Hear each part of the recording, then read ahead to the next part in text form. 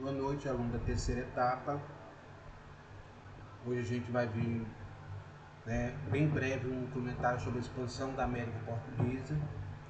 E para a gente falar um pouquinho sobre essa expansão da América Portuguesa, nós temos que lembrar que o Brasil foi colonizado a partir de 1500 e a colonização ela vai se dar mesmo a partir de 1530. E nós vamos fazer um breve comentário sobre essa relação no começo entre portugueses e índios, porque nós sabemos que o território brasileiro, quando os portugueses chegaram no nosso território, o que eles encontraram foram os índios. Então, ou seja, os portugueses tiveram no início uma relação, em relação com as tribos, uma relação semi-tribais, mas só que uma relação ao mesmo tempo de amizade, ao mesmo tempo inimiga, com os índios. Então, olha, os índios do Brasil, Então, primeiro houve o quê? A violência contra esses povos, porque o interesse dos portugueses era de riqueza, principalmente por causa das grandes navegações, eles queriam as especiarias, mas viram que no Brasil não se tinha essas especiarias que eles queriam. Então, uma das riquezas que eles encontraram no início foi a madeira, o pau-brasil. Então, eles arrumou logo a maneira de se apossar de toda essa riqueza. E para isso, então, tiveram uma relação com os índios, uma relação de amizade, mas ao mesmo tempo inimigo, das tribos. Então, esses índios eles foram submetidos, a doença e trabalho forçado. Por que doença? Porque com o contato com os brancos, como os índios não tinham esse contato, então eles foram adquirindo doença que as tribos deles não se manifestavam. Então, o trabalho forçado, porque os índios passaram a ser escravos dos europeus. Eles foram obrigados a se refugiar em locais mais distantes da faixa litorânea, porque os índios eles ficavam na beira do rio, na beira do mar, do litoral brasileiro. Então, devido a esse contato com os portugueses, essa agressão dos portugueses com os índios, eles viram obrigados a se refugiar cada vez mais distante a mata dentro. Olha, foram a mão de obra de portugueses, até no fim do século XVIII, na floresta amazônica, os índios extraíam drogas do sertão. Então é uma maneira que os portugueses encontraram para utilizar essa mão de obra dos índios. E para ajudar os portugueses a ter um controle de tudo isso, entra na história o chamado Os Bandeirantes. E os bandeirantes eles capturavam os índios para levar como cativo para a plantação de trigo e cana e algodão, principalmente na região de São Paulo.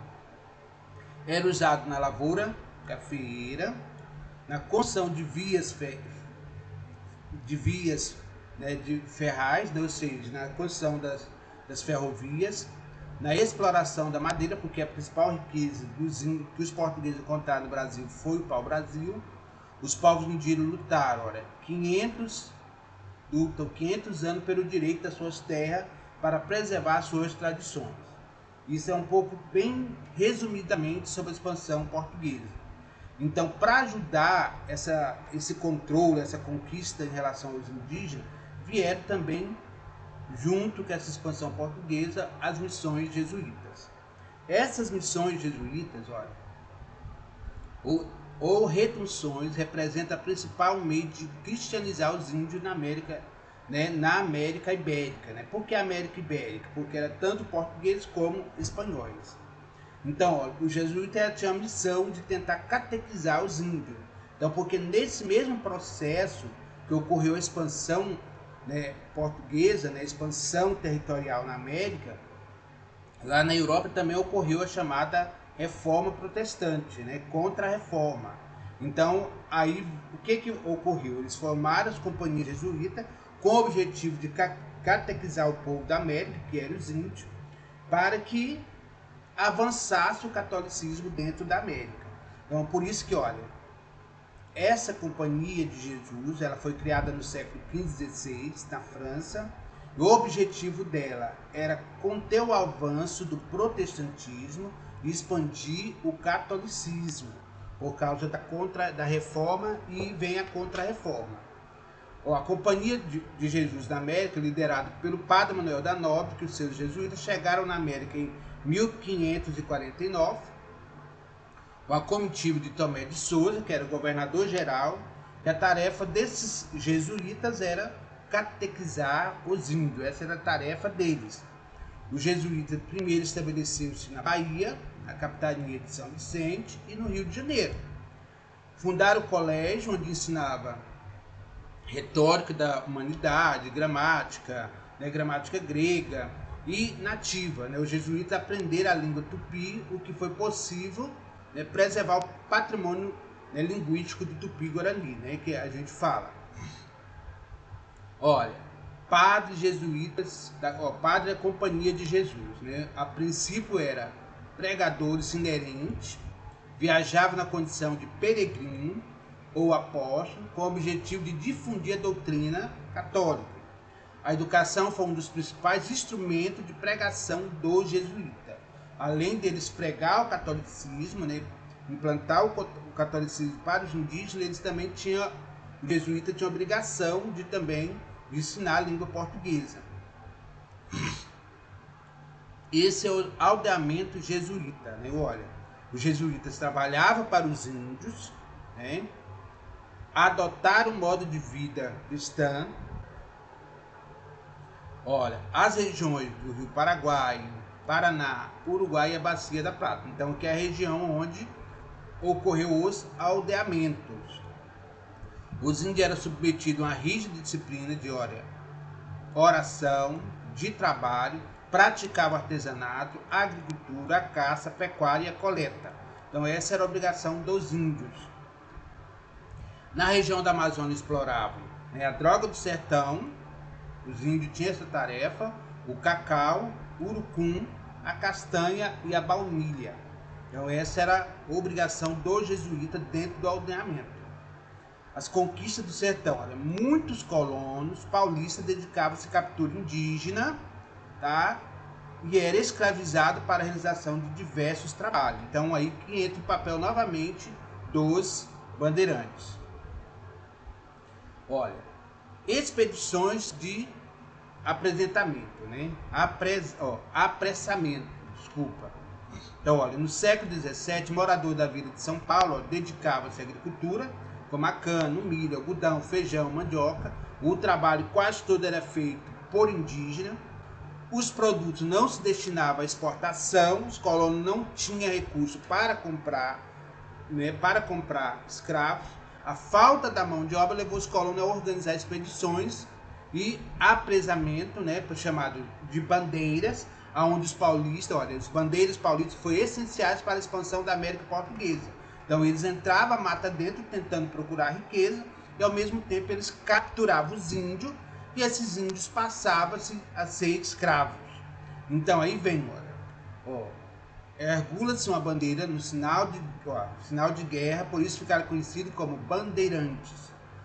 As viagens pelo interior eram longas, os bandeirantes fixavam abrindo clareiras na mata para cultivar roça de feijão, milho, abóbora, e abóbora dentro da colônia. O principal alvo dos bandeirantes eram as missões. Essas missões eram conquistar riqueza, desenvolver as plantações, encontrar também metais preciosos. Então tinha entradas e mansões. Olha, entrada, expedições financiadas pelo governo português para explorar o interior da colônia, defendia a região açucareira, procurava metais e pedras preciosas, partiam do litoral para o interior. Então essa era o principal alvo das missões. Monções eram expedições fluviais paulistas que partiam do Porto Feliz às margens do rio Tietê, com destino a Mato Grosso, nas áreas de mineração. Bandeiras, entradas e monções serviam para ampliar as fronteiras da América Portuguesa. Tanto a entrada como as monções, elas serviam para, remarcar as terras brasileiras. Rebeliões dentro da colônia. Na metade do século XVII, a queda dos preços nos açúcar, do tabaco, no mercado internacional, afetava a finança do Estado português. Então, como o comércio do açúcar e do tabaco foi enfraquecendo em Portugal, então também afetou-se as finanças de Portugal também. A coroa promoveu uma série de reformas administrativas, reorganizou a exploração de comércio da colônia, e essas medidas afetaram os colonos que tinham se submeter ao preço estabelecido pelos comerciantes portugueses. Então, olha, toda a reforma que ocorreu feita pelo governo de Portugal vai prejudicar principalmente os colonos que estão aqui trabalhando, produzindo para vender para Portugal. Aí vem a chamada Revolta de Beckman, que ocorreu no século XVII, 1684 a 1685. E essa revolta ela vai acontecer no Maranhão. É uma revolta liderada pelo irmão Manuel e Thomas Beckman, senhores de engenho.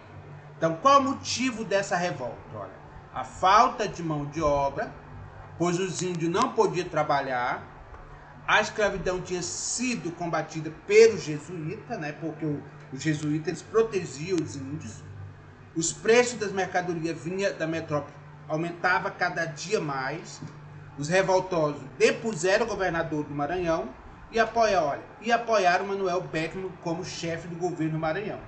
O movimento foi sufocado pelo líder e foi executado. Então, foi sufocado pela coroa e o líder da revolta ele foi executado. Então, aí termina a revolta de Beckman, que foi apenas um ano de revolta. A Guerra do Mascate ela já vai ocorrer no século XVIII. No século XVIII, olha, Recife não tinha título de vila. Os comerciantes eram submissos às decisões tomadas pelos fazendeiros da vila, né, vizinha de Olinda. Ou seja, quem dava decisões em Recife era Olinda. Né, os políticos lá que decidiam o que ia acontecer em Recife. Os comerciantes de Recife, olha, chamados de mascate, começaram a exigir participação no governo local. Então, em 1710, Recife foi elevado à categoria de vila, então para tomar suas próprias decisões. Os senhores do engenho de Olinda, né, chamaram em direção a Recife, marcharam em direção a Recife, os senhores do engenho de Olinda marcharam em direção de Recife, dando início à Guerra dos Mascates. A vitória manteve a condição de vila, então Recife tornou-se vila e transformou-se em sede de capitania de Pernambuco em 1711. Então Recife já passa a ser sede, e torna-se uma capitania de Pernambuco. Então isso foi a Guerra dos Mascates, que era um grupo de comerciantes que lutaram para que Recife, que na época não era nenhuma vila, tornasse-se uma capitania. Olha, aqui são as atividades que vocês vão responder nessa 8ª apostila, na primeira capitania do Brasil, tá? Daí para vocês verem.